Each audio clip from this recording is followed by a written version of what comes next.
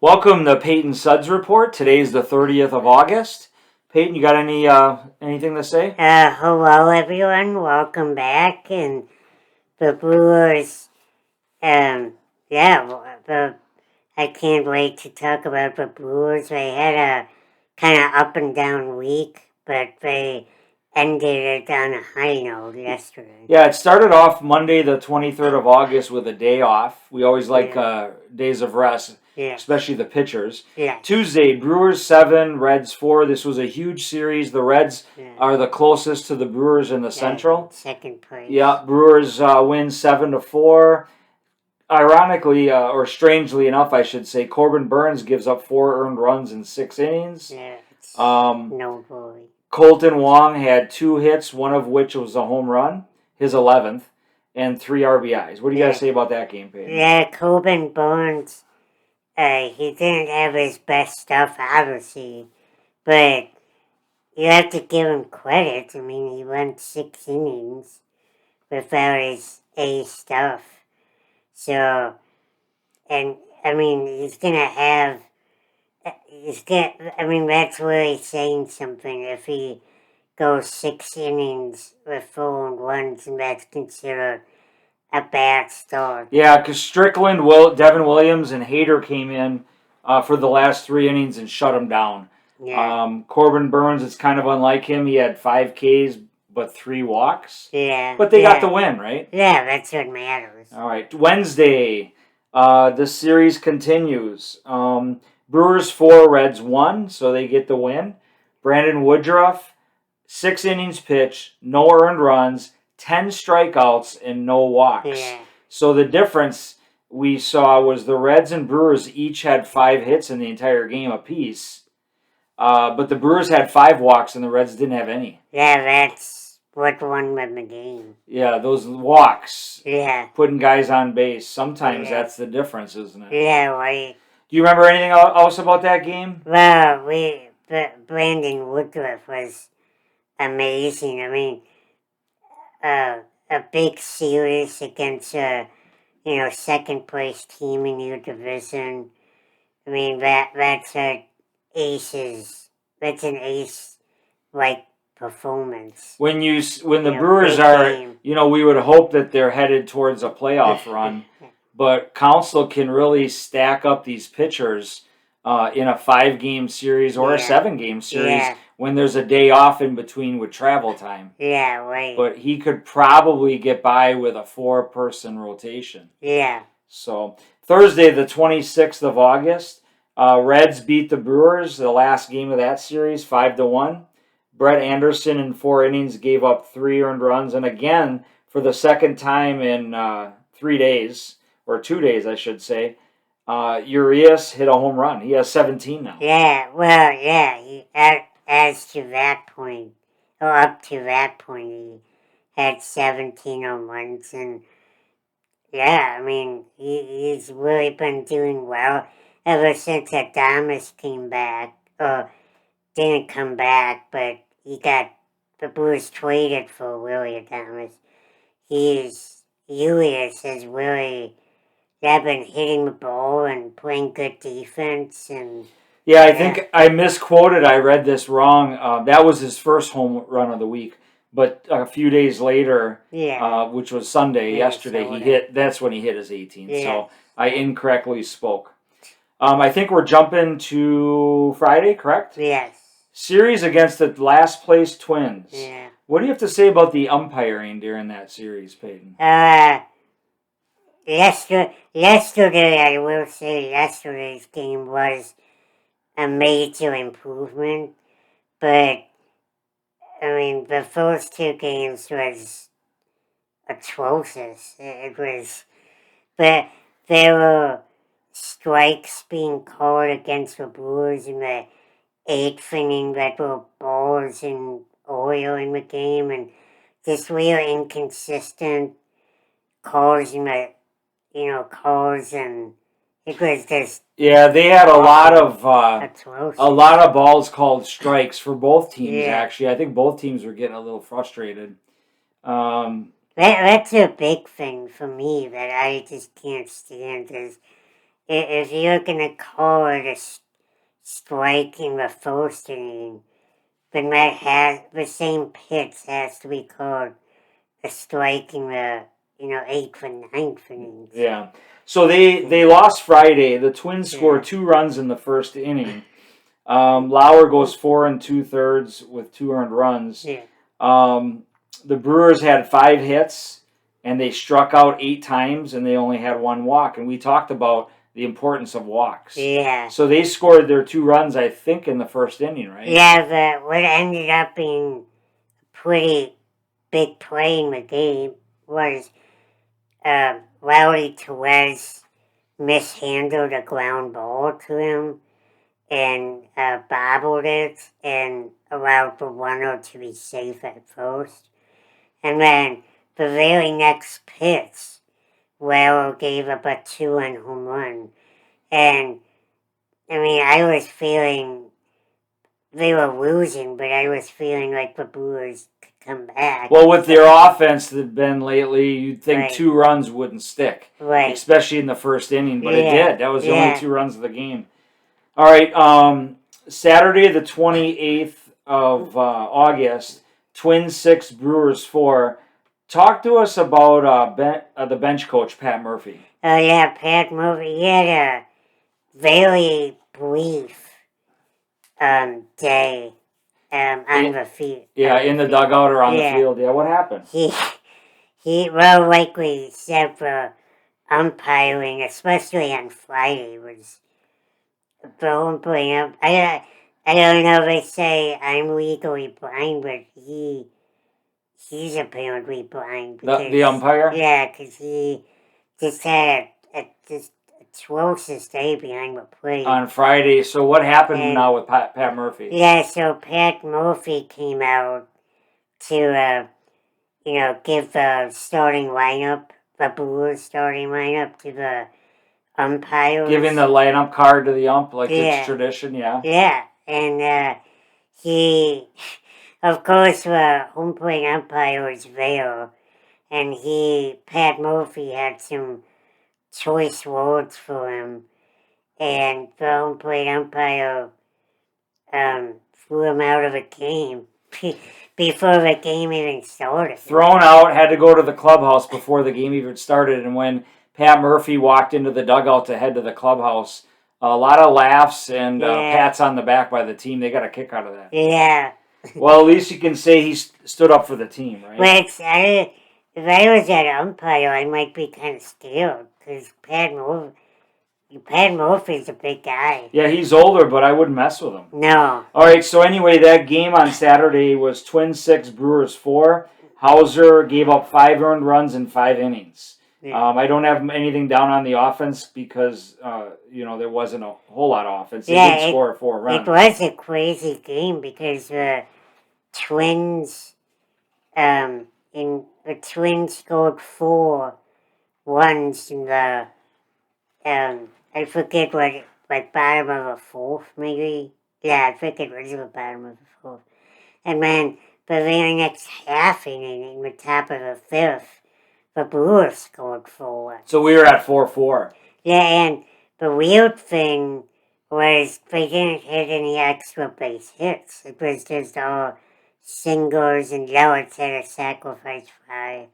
That was kind of weird, but then it was all for naught because the Twins scored 2 runs. All right, so now it takes us to yesterday, the 29th, a much-needed win by the Brewers. They had a 3-game losing streak, and if they would have went into Sunday and lost and got swept by the Twins, that would have really hurt. Yeah. But not only did the Reds lose yesterday, but the Brewers won. Rowdy Tellez hits a 3-run homer. Aaron Ashby pitching gets his first major league win. Yeah. Then here's the Urias home run, his 18th, and Tellez hit his 11th. Yeah. Urias hit like we talked about it earlier in the show. He's ever since we got Willie Adames, strangely enough, I guess the pressure got taken off of him a little bit, and he's been flourishing in that utility role. Yeah, Urias, as soon as Adames showed up, he started hitting. Yeah. And he's playing short, he's playing second, third. Yeah, pretty versatile. And then Therese broke the game open with a 454 foot shot in the upper deck. He put his weight into that one, didn't he? Yeah, he put everything. All right, so that's where we're at now. We'll go over the standings here towards the end. One thing we haven't done yet this year is gone over batting averages. Yeah. Batting averages in the major leagues has been down, for a couple years. Yeah. When I was a kid growing up in the 70s and 80s, the Brewers, they had several players that hit over 300 every year. You're looking at Yount, Molitor, Cecil Cooper. Yeah, you always had several of them. And the batting, it seemed like the batting champion back then had an average of between 240 and 340 and 360. Now, if a player is hitting 300 or more, it's kind of rare. Yeah. Right. So here's some averages. You can talk about one of these players that I read off. Right. Leading the team in averages, Adames with a 295 average, Rowdy Tellez 287, Colton Wong 286, Navarez 285, and Escobar 280. Yeah, Juan and Navarez, Colton Juan and Navarez have been I would say probably the two most consistent players. You can throw obviously Garcia in there too, but those two guys have been just so consistent all season long. And Escobar and Therese and Adames, the three big acquisitions have just done so awesome. Yeah, they weren't on the team at the beginning of the year. Yeah, they've been just good point. Awesome. Yeah. All right, next we have, and you mentioned Avisel Garcia. Yeah. 272, Jace Peterson 266, Christian Yelich up to 255, and then Derek Fisher, who only played in one game or a couple games. What do you have to say about any of those? Yeah, Christian Yelich is... But I think LeBail is waking up, finally. It's taken a long time, but... At the right time. Yeah, at the right time. Good point. And yesterday he was on base 3 times, and he just looks like the old Christian Yelich, taking the ball with authority to the opposite field. And I think you mentioned this earlier. Isn't he leading the team in walks? Yeah, which he did have another walk. On base percentage is huge. He was hovering around 225 to 235 for about a month and a half. Yeah, and all of a sudden, recently, he's been doing awesome. All right, Tyrone Taylor, 245. Yeah. You haven't heard much about him lately. Well, he's injured, yeah. He's a fan favorite. 245. Urias, 244. I believe he has the most at-bats and most games played on the Brewers, Urias. Yeah. Kane, 235. Vogelback, 216, who's on the injured list. Yeah. Yeah, well, Urias is, like I've already said, had just an all-around, great season, and he's, getting... like you said, that has the most at-bats, and so that shows how durable he is, too. Right? Yeah, and then at the bottom, we have Manny Pina batting 181, but I tell you what, this has been said over and over. You cannot get a better backup catcher in baseball right now. You can't. No, with with his arm and just his leadership, you can really tell every pitcher just loves pitching to him, and he's back there behind the plate, like motivating them, and he was hitting, I remember, for most of the season, like 130s, 140s, so with the bat, too, at the plate, he's really been... He has a decent amount of home runs, too, doesn't he? Yeah, he has 9. He does have 9. Yeah. And he's not an everyday starter, but his defense, you mentioned throwing players out at second. And blocking. Yeah, and blocking the pitches. You might as well add 100 extra points onto his batting average. Because that's how valuable he is behind the plate. Yeah. And I'm glad you mentioned leadership. Yes. I believe he's probably the longest tenured brewer. Yeah, now, it's weird saying that, but now that Ryan Braun retired, it's Manny He's the old Pina. man. All right. Here's the upcoming schedule. Tonight is the 30th of August. We go out west to play the Giants for 4 games. 3 of the 4 games, I believe, start at 8:45 at night. Yeah, they're late night. on Central Time because they're out in the Western Pacific. Yeah. Pacific Time. But very important series. You'd like to say all of them are, but the Reds series and the Giants. What do you have to say about this series, Peyton? Yeah, it is a big series. I always really like these series because it shows like how you, in this case, the Brewers, match up against, the Giants, who have the best record in the National League, and especially, I think at this point of the season, because you don't know that you can't predict what will happen, but in the future, but this could very well be, the NLCS. And the best record going into the playoffs. Yeah, sorry about that. The best record going into the playoffs. Don't they play the winner of the 1 game wild card game? Yeah, the one game wild card goes to the team with the best record, which is the Giants. Yes. And that could very well be the Dodgers. Yeah.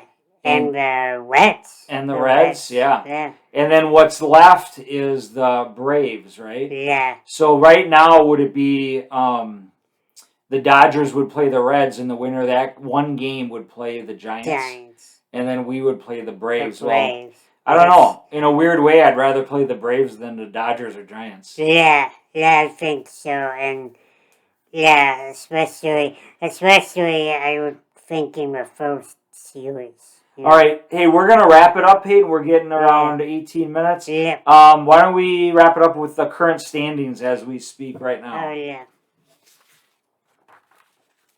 The Milwaukee Brewers are, of course, in first place.